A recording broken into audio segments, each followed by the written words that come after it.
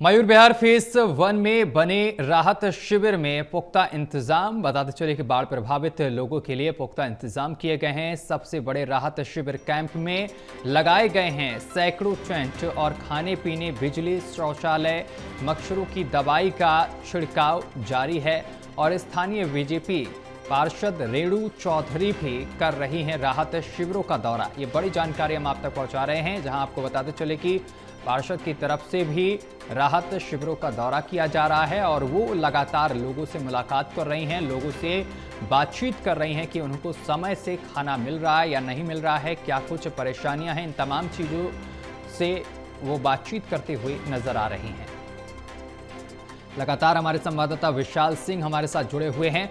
विशाल, Mayur Vihar phase 1 में बने राहत शिविरों में पुख्ता इंतजाम किए गए हैं, क्या कुछ सुविधाएं दी गई हैं इन राहत शिविरों में?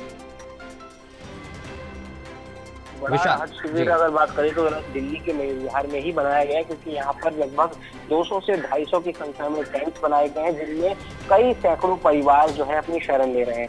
और क्योंकि टेंट इतने कम भी पड़ गए हैं तो लोग वहाँ पर दूसरी तरफ जो है टेंट्स लगा कर भी रह रहे हैं, अपने खुद के टेंट।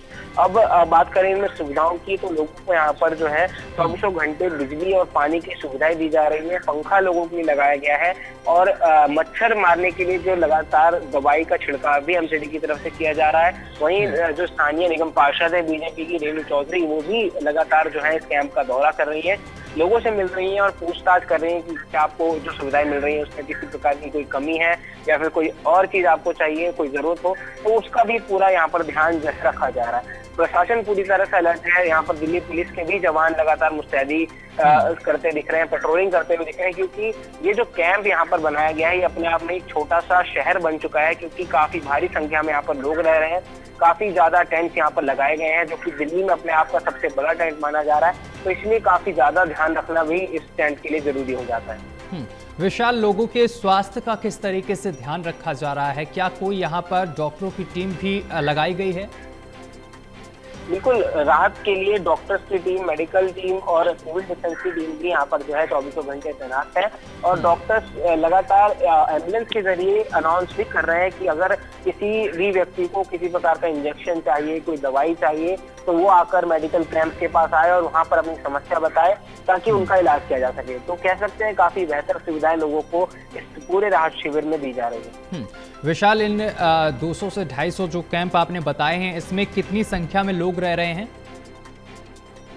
देखिए, अगर संख्या बल की बात करें तो कुल मिलाकर यहाँ पर 800 से 900 से भी ज्यादा लोग जो है इन कैंप में रह रहे हैं, क्योंकि कैंप की संख्या, टेंट की संख्या जरूर 250 है, 250 से 300 है, लेकिन कुछ जो टेंट भर चुके हैं उसके बाद अपने खुद के बसेरे बनाकर भी लोग यहाँ पर रह रहे हैं। और चूंकि ये यमुना नदी से काफी सटा हुआ इलाका है, तो नदी के जितने भी लोग थे उन सभी को ऊपर बुला लिया गया है। और पानी क्योंकि अभी भी काफी ऊपर नदी तक बह रहा है, तो लोगों के जो घर थे वो पानी में फिलहाल डूबे हुए हैं, इस वजह से लोगों को ऊपर रहना पड़ रहा है।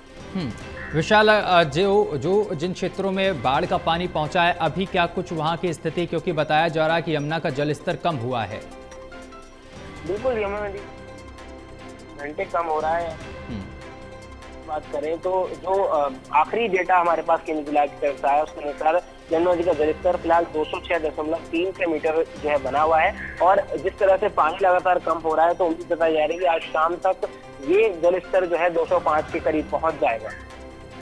जी, बहुत शुक्रिया आपका विशाल, हमारे साथ जुड़ने के लिए और तमाम जानकारी साझा करने के लिए। तो आपको बताते चले कि जो यहाँ पर राहत कैंप बनाए गए हैं, यहाँ पर काफ़ी अच्छे इंतजाम किए गए हैं।